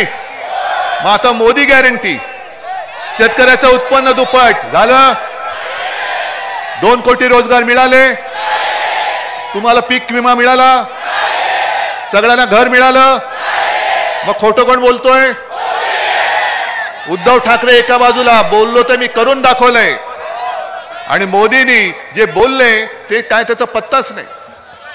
म्हणून मी त्यांना जे एक नाव ठेवलेलं आहे की हे मोदी सरकार नाही, हे गजनी सरकार आहे. कारण 14 साली काय बोलले ते 19ला आठवत नाही, 19ला काय बोलले ते 24ला आठवत नाही. पण मोदीजी, तुम्हाला एक सांगतो, ही जी जनता आहे, ओमराजे तू जे म्हणाला की शुल्लक काम, अरे असेल, तुम्हाला ही इतर वेळेला शुल्लक वाटणारी माणसं आज यांच्या समोर तुम्ही का झुकतायत, का भीक मागताय मताची? आता तुमची पाळी, आता आहे ना ते आली रे आली. हा, आणि मग तुम्ही काय करायचं? तुम्ही सिंगम व्हायचं. काय बोलायचं? आता माझी, आता सटकली, आता नाही तुला मत देणार. आली रे आली, माझी पाळी आली, आणि आता माझी सटकली, आता तुला इथून सटकवणार. हे 5 वर्ष झाली, 10 वर्ष झाली. तुम्हाला काय वाटतं? ही सगळी बघा इकडे जे माणसं बसलेली आहेत, खच्चून भरलंय. हे एवढं कधी भरलेलं असतं का मोदींच्या सभेला? आणि माझं म्हणणं आहे, एवढं कधी मोदी आणि अमित शहाच्या मध्ये हिंमत आहे का एवढ्या जवळ लोक येऊ द्यायला? मी येतोय कारण मला माहिती आहे तिथला प्रत्येक जण मला आशीर्वाद द्यायला आलेला आहे. प्रत्येक जण आशीर्वाद द्यायला आलाय. आणि म्हणूनच आज त्यांच्या पोटामध्ये मुरडा आलेला आहे. तुमच्याकडे 4 दिवसापूर्वी येऊन गेले, बोलले ना, आले होते ना, ठीक आहे. आपण सुद्धा म्हणतो जय श्रीराम, बजरंगबली की जय बोलतो ना आपण. पण आपली दुसरी गोष्ट काय? जोरात. हा आपला प्राण आहे, हा आपला प्राण आहे. आणि मोदीजींना मी 4 दिवसापूर्वी म्हणजे तुमच्याकडे धाराशिवला सभा घ्यायला येण्याच्या आधी मी जाहीर सभेत त्यांना सांगितलं होतं, जाहीर सभेत सांगितलं होतं की मोदीजी तुम्ही उद्या धाराशिवला चाललात. तुमचे फोटो आम्ही पाहिले. समुद्राच्या तळाशी जाऊन द्वारकेमध्ये पूजा केली त्यांनी, समुद्राच्या तळाशी जाऊन बुडाला, म्हणजे उद्याची प्रॅक्टिस केली त्यांनी. बुडायचं तर कसं बुडायचं. पण धाराशिव मध्ये आला जाता तुम्ही तर माझ्या तुळजाभवानीचं दर्शन घ्यायला जा. गेले होते. मग त्याने मी आणखीन एक गोष्ट सांगितलेली की मोदीजी तुम्ही धाराशिव मध्ये जातात, तुमचं जो कोणी भाषण लिहून देणार आहे त्याला सांगा की मला आई तुळजाभवानी बद्दल जरा 2 शब्द लिहून दे, म्हणजे वाचून मी बोलू शकेन. बोलले. आणि त्यांना हे मी सांगितलं होतं की जर तुम्ही बोललात तर तुमचा घरगडी जो निवडणूक आयोग आहे त्याला सांगा शिवसेनेच्या मशाल गीतातलं जय भवानी जय शिवाजीला तो आक्षेप घेतलायस, तो मागे घे. कारण काय वाटेल ती कारवाई करण्याची हिंमत असेल तर करून दाखव. मी जय भवानी जय शिवाजी सोडणार नाही. आणि आजच तुमच्या साक्षीने सांगतो, आई तुळजाभवानीच्या साक्षीने सांगतोय, निवडणूक आयोगाने जर का शिवसेनेवरती कारवाई करण्याचं ठरवलं तर याद राखा उद्या आमच्या इंडिया आघाडीचं सरकार येत आहे. आणि जो कोणी माझ्या जय भवानीला आक्षेप घेणार असेल त्याला काय करायचं हे मी बघितल्याशिवाय राहणार नाही. एक तर जय भवानी बोला, आणि जर जय भवानी तुम्ही बोलला नाहीत तर आमचा जो एक संशय आहे तो पक्का होईल की तुमच्या मनात माझ्या महाराष्ट्राबद्दल आकस आहे, हे आम्ही नक्की समजू. अरे आज तुम्हाला एवढ्या सभा घेण्याची वेळ येते, का लागते गरज? 14 साली 19 साली कधीतरी मोदीजी तुमच्या जिल्ह्यात आले होते? महाराष्ट्रामध्ये किती सभा घेतल्या होत्या? जास्त नव्हत्या घेतल्या. पण आता जवळपास प्रत्येक जिल्ह्यात जात आहेत, प्रत्येक गल्लीबोळात जात आहेत. पण हा महाराष्ट्र तुम्ही जिंकू शकणार नाही. तुम्हाला जर वाटत असेल की आज हिंदू हृदय सम्राट आमच्या सोबत नाहीत, अरे कोण बोलतंय माझ्या समोर? सगळ्यांच्या हृदयात हिंदू हृदय सम्राट शिवसेना प्रमुख आहेत. आणि जसं त्यावेळेला तो औरंगजेब, अरे त्याचाही जन्म गुजरातमध्ये दाहोदमध्ये झालेला. आता मी काय करू त्याला? गुजरातमध्ये त्याचा जन्म झाला, मी काय करू शकतो? पण तो सुद्धा शिवछत्रपतींनी निर्माण केलेलं हिंदवी स्वराज्य बुडवायला गिळायला आला होता. 27 वर्ष औरंगजेब या महाराष्ट्रामध्ये राहिला, पण त्यांनी पुन्हा आग्रा नाही बघितला. पण हा सगळा मराठमोळा जो मावळा आहे, अरे असेल 18 पगड जाती जमातीत विखुरलेला, पण जेव्हा जेव्हा महाराष्ट्रावरती संकट येतं तेव्हा आम्ही सगळे जात पात धर्म विसरून महाराष्ट्र धर्म काय आहे ते आक्रमणकर्त्याला नेस्त नाबूद करून दाखवून देतो. आज तीच वेळ आलेली आहे. आज मी तुमच्यासमोर भाषणाला येण्याच्या आधी तुम्ही सगळ्यांनी पाहिलं असाल, मला संविधान भेट म्हणून दिली, संविधान भेट दिली. हे संविधान ज्याच्यावरती आपला देश चालतो. मोदीजींना 400 पार कशाला करायचेत? कशाला?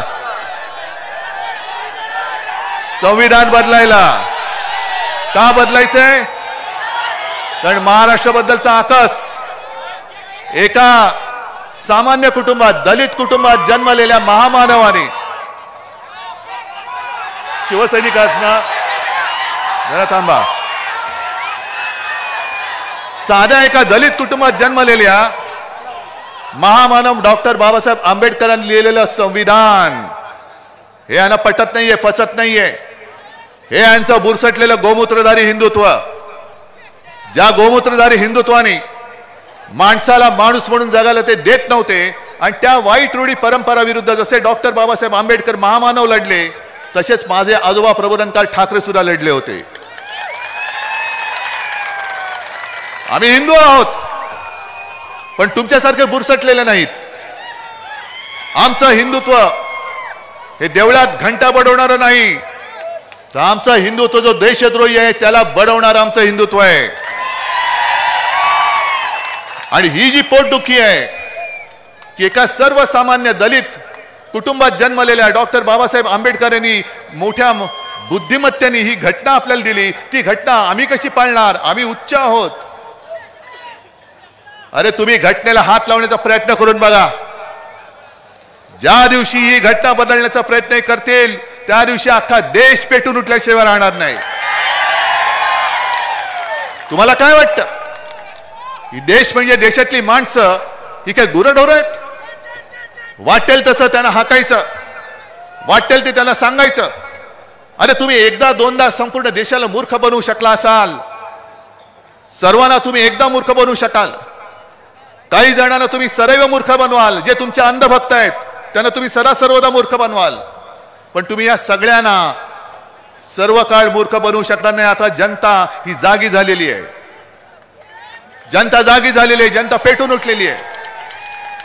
प्रत्येक वेळेला काही झालं, निवडणूक जवळ आल्यानंतर हिंदू मुस्लिम करायचं, हिंदू मुस्लिम दंगे लावायचे. काय करताय? जरा थांबा. प्रत्येक वेळेला दंगे करायचे. आणि आता त्यांनी नवीन काढले, म्हणजे मी बातम्या वाचत असतो, बातम्या बघत असतो. इंडिया आघाडी जिंकली तर म्हणजे पाकिस्तानला आनंद होईल. का पाकिस्तानला आनंद होईल? अरे आमच्यापैकी कोणीतरी न बोलवता नवाज शरीफचा केक खाऊन आलो होतं तुमच्यासारखा? आमच्यापैकी कोणीतरी तिथल्या त्या जिनाच्या कबरीवरती डोकं टेकून आलं होतं? नाही. पण आपल्यामध्ये मारामाऱ्या लावायच्या. अरे इकडे सुद्धा मुस्लिम समाज मोठ्या प्रमाणावरती आमच्या सोबत आलेला आहे. आणि जे मुस्लिम बांधव माझ्यासमोर येऊन मला बोलतात की उद्धवजी आता तुम्हीच आमची शेवटची आशा आहात. मी त्यांना विचारतो की अरे मी तर हिंदुत्ववादी आहे, त्याला आपका हिंदुत्व हमें मंजूर आहे. कारण मी जे तुम्हाला मागे सांगून गेलो होतो की आपलं हिंदुत्व हे घरातली चूल पेटवणार आहे आणि भाजपचं हिंदुत्व हे घर पेटवणार हिंदुत्व आहे. आम्हाला घर पेटून आमच्या पोळ्या भाजायच्या नाहीत. मोदीजी तुम्ही जर का मतं मागणार असाल तर काँग्रेसने 70 वर्षात काय केलं बघितलं म्हणून तुम्हाला निवडून दिलं होतं. विशेष म्हणजे दोन्ही वेळेला शिवसेना तुमच्या सोबत होती. 70 वर्षात काँग्रेसने काही केलं नव्हतं म्हणून लोकांनी तुम्हाला निवडून दिलं होतं. आता लोक म्हणतात काँग्रेस बरी काहीतरी केलं होतं आणि जे केलं होतं ते तुम्ही विकून टाकलं. पण एक गोष्ट नक्की की आता तुमचे जे काय तुमच्या मनातले प्रश्न आहेत की तुमचं उत्पन्न दुप्पट नाही झालेलं, तुमच्या मुलाला नोकरी नाही, सगळे जे काही विल्हेवाट लावलेली ती सगळी आहे. खात्यामध्ये 15 लाख आले, पण भाजपच्या खात्यात किती आले? 10,000 कोटी. मग आजचे दिन कोणाचे आले? आणि तुमच्या माहितीसाठी सांगतो की जर कोर्टाने यांचं टाळकं सणकवलं नसतं, यांचं भांड फोडलं नसतं तर आणखीन 10,000 कोटी रुपयांचे रोखे छापून तयार होते. त्यांची ऑर्डर त्यांनी दिली होती. मग आता मला सांगा, इथले व्यासपीठावरती काँग्रेसची लोक पण आहेत. काँग्रेसच्या खात्यामध्ये किती आहेत पैसे? काही शेकडा कोटी असतील, ते सुद्धा यांनी फ्रीज करून टाकले होते. आणि भाजपच्या खात्यात किती? 10,000 कोटी. म्हणजेच काँग्रेसनी 70 वर्षात काही नाही केलं ते यांनी 2.5 वर्षात केलं होतं की नव्हतं? बरोबर ना? मग देशाला कोणी लुटलं? भाजप. आणि आता तुम्ही जे बोललात ना, मी काल काय झालं, मी सिंधुदुर्गात गेलो होतो. सिंधुदुर्गामध्ये सुद्धा एक तर पंचायत अशी झालेली आहे की मोदीजी जे बोलले की हे काँग्रेसवाले, इंडिया आघाडीवाले तुमची सगळ्यांची संपत्ती ही लुटतील आणि ज्याला मुलं जास्त आहेत त्याला ते देतील. काय भाषा? म्हटलं हो मोदीजी, तुम्हाला राजकारणात पोर होत नाही त्याला आम्ही काय करू? आमचा दोष आहे? आमची मुलं तुम्हाला कडेवर घेऊन फिरवावी लागतात, ह्याला मत द्या, ह्याला मत द्या, ह्याला. अरे तुमचं पोर कुठे आहे? तुमच्या राजकारणात तुम्हाला मुलंच नाहीत. सगळे गद्दार आणि टार्गेट पोरं सगळी जमवलेली आहेत. सिंधुदुर्गात गेलो होतो, तिथले आपले गद्दार माहिती आहेत तुम्हाला. त्यांनी मला धमकी दिली होती, कोकणात येऊनच दाखव, यांच्या विरुद्ध बोललं तर परत जाऊन दाखव. अरे मी जाऊन उभा राहिलो, म्हणले मी उभा इकडे, या हिम्मत असेल ये, तुला गाडून जातो की नाही बघ. म्हणजे कोकणातली माणसंच तुला तिकडेच गाडतील, पण संपूर्ण राज्यभर माझी माणसं गल्ली बोळामध्ये पसरलेले तुला फिरू देतील काय? पण तिकडे सुद्धा सकाळी अमित शहा येऊन गेले आणि अमित शहा काय म्हणाले की हे नकली सेना आहे, नकली सेना, ही नकली सेना, ही नकली सेना.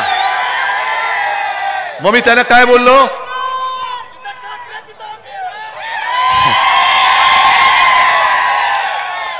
मी काल जे बोललो ते पुन्हा सांगतो, कारण काल ऐकलं नसेल, त्यांचे गुप्तहेर आले नसतील, तर आज परत बोलतो. जे माझ्या या शिवसेनेला नकली म्हणतात ते बेअक्ली आहेत, बेअक्ली आहेत. अरे तुम्ही सगळी भेकड माणसं, ही अशी तुमच्याकडे संपत्ती आहे? हे आहेत माझे निवडणूक रोखे, हे माझं वैभव आहे, ही माझी संपत्ती आहे. आणि आपल्याला सरकार का आणायचंय की आपण नुसतं रडगाणं नाही गायचं. कांदा निर्यात बंदी कधी उठणार, कधी उठणार? अरे पहिले सरकार उठव, पहिलं ते केंद्रातलं सरकार उठवा. कांद्याची निर्यात बंदी आम्ही उठून देतो तुम्हाला. कांदा निर्यात बंदी कधी उठणार? शेतकऱ्याला हमी भाव कधी मिळणार? जीएसटीचा छळ कधी थांबणार? शेतकऱ्याच्या बी बियाण्यावरती जीएसटी आहे, खतावरती जीएसटी आहे, वीज पंपावरती जीएसटी आहे, शेतकऱ्याचं जे शेततळ आहे त्याच्यावरती जे प्लास्टिक लागतं त्याच्यावरती जीएसटी आहे. नुसतं रडायचं? मी तुम्हाला वचन देतोय, इंडिया आघाडीचं सरकार आल्यानंतर शेतकऱ्याला जे शेतीसाठी आवश्यक अवजारं आणि बी बियाणं कीटकनाशके असतील आहेत त्याच्यावरचा जीएसटी मी पूर्ण माफ करून तुम्हाला देईन. आणि इकडे छोटे मोठे व्यापारी सुद्धा आहेत, गुजराती असतील, त्यांना किती छळ होतोय जीएसटीचा. एक जर का कधी हप्ता त्यांचा भरायचा चुकला, एक हप्ता भरायचा चुकला की लगेच धाड पडते आणि तुरुंगात टाकलं जातो. मी त्या छोट्या मोठ्या व्यापाऱ्यांना सुद्धा सांगतोय की आम्ही त्या जीएसटीच्या कर प्रणालीमध्ये बदल करू आणि तुमच्यावरती जो कर दहशतवाद चालू आहे तो सुद्धा आम्ही नष्ट करून टाकू. आणि सगळ्यात महत्वाचं म्हणजे नुसतं आपण जे बोलतोय, महाराष्ट्रातले उद्योग यांनी गुजरातला नेले, बल्क ड्रग पार्क गुजरातला नेला, मेडिकल डिव्हाइस पार्क जो संभाजीनगरमध्ये होणार होता गुजरातला नेला, मुंबईचा हिरे बाजार गुजरातला नेला, मुंबईत होणारं आर्थिक केंद्र गुजरातला नेलं. हे त्यांनी आजपर्यंत जे महाराष्ट्राला लुटलंय. म्हणून मी जे मागे काल आणि रोज बोलतोय, अरे आमच्या शिवछत्रपतींनी सुरत लुटली होती आणि सुरतेचे हे दोन व्यापारी शिवछत्रपतींचा महाराष्ट्र लुटतायत. मी मुख्यमंत्री होतो तेव्हा यांची हिंमत नव्हती महाराष्ट्र लुटायची. आणि पुन्हा सरकार आल्यानंतर महाराष्ट्राची लूट तर मी थांबवीनच, पण महाराष्ट्राचं लुटलेलं वैभव मी पुन्हा नव्याने तुम्हाला उभं करून देईन. नुसतं मुंबईमध्येच नव्हे तर माझ्या धाराशिवमध्ये, माझ्या प्रत्येक जिल्ह्यामध्ये मी माझ्या इथल्या तरुणींना जिल्ह्यातल्या जिल्ह्यात रोजगार उपलब्ध करून देण्यासाठी मी प्रयत्न करणार आहे. आता ओमराजे तुम्ही जी काय कामं धडाधड सांगितली, मेडिकल कॉलेज असेल, अरे ती तर जसं मोदी म्हणतात की ये तो ट्रेलर आहे, मग 2.5 वर्षात आम्ही केलं ते काय होतं? मग 5 वर्ष माझं सरकार राहिलं असतं तर काय झालं असतं? महाराष्ट्राचं भलं झालं असतं ना. आणि मोदी जे म्हणतात ट्रेलर आहेत, ते 10 वर्षापूर्वी गॅसची किंमत काय होती, पेट्रोलची काय होती, डिझेलची काय होती, तुम्हाला मिळणारा भाव काय होता, कमी काय झाले, जास्त काय झाले ते बघा. आणि हा ट्रेलर असेल तर पुढचा पिक्चर बघायचा तुम्हाला. 10 वर्षात जेवढ्या शेतकऱ्यांनी आत्महत्या केल्या, हा जर का ट्रेलर असेल तर पुढच्या 5 वर्षात आणखीन होणाऱ्या आत्महत्या तुम्हाला बघायच्यात. मग या ट्रेलरवाल्यांना आता पॅक करून द्या, जा तुम्ही आमच्या महाराष्ट्रातले सगळे उद्योगधंदे जसे गुजरातला नेले तुम्ही माझ्या शिवसेनेतले गद्दार जसे गुजरातला नेले, आता तुम्ही आमच्यावरती संकट म्हणून आलाय. तुम्ही सुद्धा गो बॅक, तुम्ही सुद्धा गुजरातला परत जा. महाराष्ट्रामध्ये तुमचं काम नाही. हा महाराष्ट्र हा स्वाभिमानी आहे. हे महाराष्ट्राची अस्मिता संपवायला निघालेत, महाराष्ट्राचा अभिमान चिरडायला निघालेत. म्हणून मराठी माणसाच्या आणि महाराष्ट्राच्या हितासाठी लढणाऱ्या शिवसेनेचा ते घात करू पाहत आहे. मंजूर आहे तुम्हाला? तुम्हाला काय वाटतं, तुम्ही धनुष्यबाण चोरलात म्हणजे माझी शिवसेना संपवलीत? अरे एक बाण तुम्ही चोरला, चोराच्या हातामध्ये धनुष्यबाण दिलात. पण आता ही मशाल जास्त भयानक आहे. मशालीचा जो दाळ आहे, आणि मगाशी मला वाटतं त्या ताईने सांगितलं की हनुमानाने आपल्या शेपटीची मशाल करून लंका जाळली होती, तशी यांची ही हुकुमशहाची लंका आपल्याला जाळून टाकायची. आज मराठवाड्यामध्ये पाण्याची टंचाई आहे ना? आलं का घर घर नल आणि नल से जल? मग त्याच्यावरती मोदी बोलतात. अमित शहाजी, तुम्ही मला जे आव्हान दिलं काल की तुमच्यात हिंमत असेल तर याच्यावरती बोला, तुम्ही तुमच्यात हिंमत असेल तर सावरकरांवर बोला, सगळ्यावरती बोलायची माझी तयारी आहे. पण जर अमित शहाजी तुमच्यामध्ये थोडी तरी लाज राहील असेल, हिंमत तर नाहीच आहे, तर जनतेच्या प्रश्नावरती बोला. कधी देणार माझ्या मराठवाड्याला पाणी? 10 वर्षामध्ये केंद्राने काय दिलं मराठवाड्याला त्याच्यावरती चर्चा करा. मोदीजी, तुम्ही 10 वर्षापूर्वी चाय पे चर्चा केली होती ना, आता 10 वर्षात केलेल्या कामावरती चर्चा करा. आणि जो जिंकेल, मी निवडणुकीतनं बिनशर्त माघारी घेईन आणि घरी जाऊन बसेन. जनतेने ठरवायचं की कोण खरा आणि कोण खोटा आहे. तरी माझी तयारी आहे. माझी 2.5 वर्षातली कामं मी तुमच्या समोर ठेवतो आणि मोदीजी 10 वर्षातली तुमची कामं तुम्ही माझ्या महाराष्ट्रासमोर ठेवा. होऊन जाऊ दे. ईडी, इन्कम टॅक्स, सीबीआय त्यांचे घरगडीचे आहेत, पण काळजी करू नका. 4 जून नंतर ते सगळे घरगडी आपल्याकडे येणार आहेत.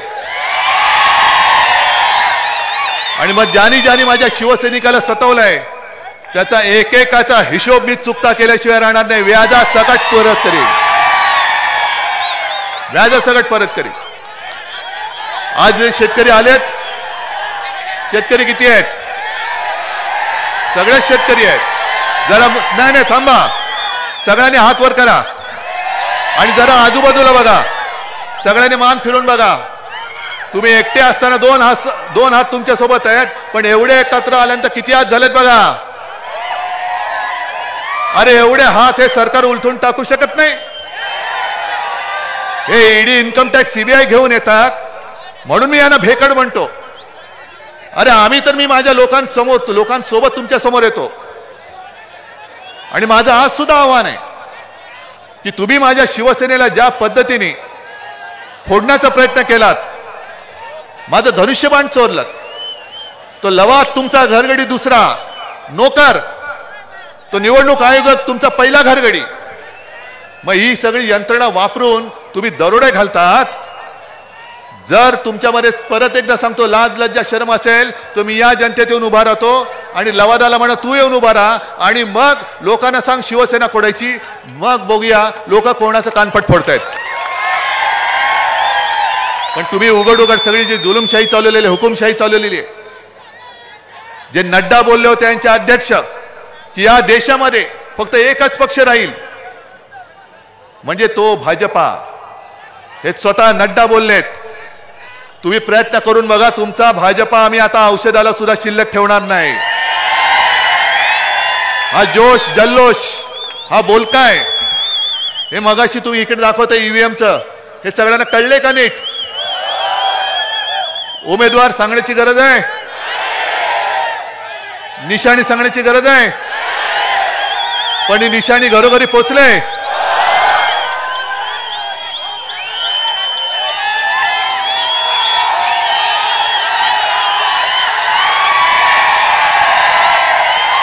ओम दादा इकडे.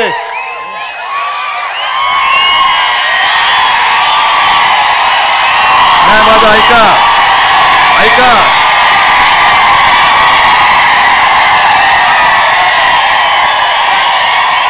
आता 2 मिनिटं माझं ऐका.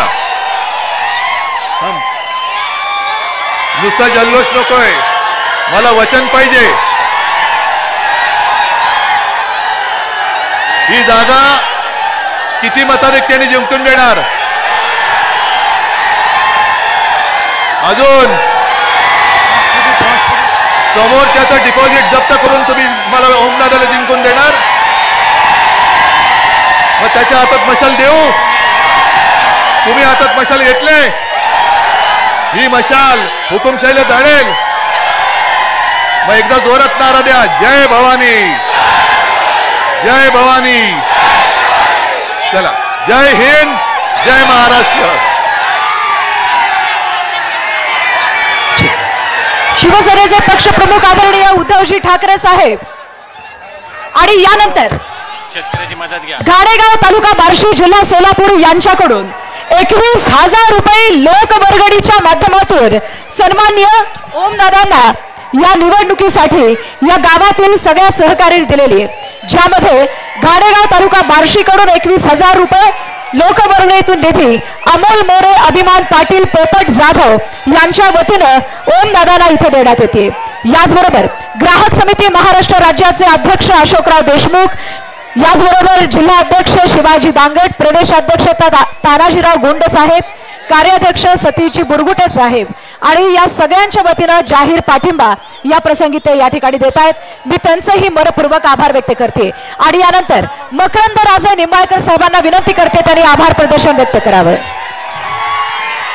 आजच्या या जाहीर सभेला आपल्या सर्वांचे लाडके नेते पक्षप्रमुख आदरणीय उद्धव बाळासाहेब ठाकरे साहेब हे उपस्थित राहिले. तसेच विरोधी पक्षनेते अंबादासजी दानवे साहेब, माजी आमदार राहुल मोठे साहेब, माजी आमदार ज्ञानेश्वर तात्या पाटील हे सर्वजण उपस्थित राहिले. त्याबद्दल मी व जिल्हा काँग्रेसचे अध्यक्ष तसेच राष्ट्रवादी काँग्रेसचे अध्यक्ष सर्व महाविकास आघाडीचे पदाधिकारी उपस्थित राहिले, त्याबद्दल मी सर्वांचे खूप खूप आभार मानतो. माझी सगळ्याला कळकळीची विनंती आहे, नीट नीट शांततेत ऐका. प्रत्येक जण परत जाताना, प्रत्येक जण परत जात असताना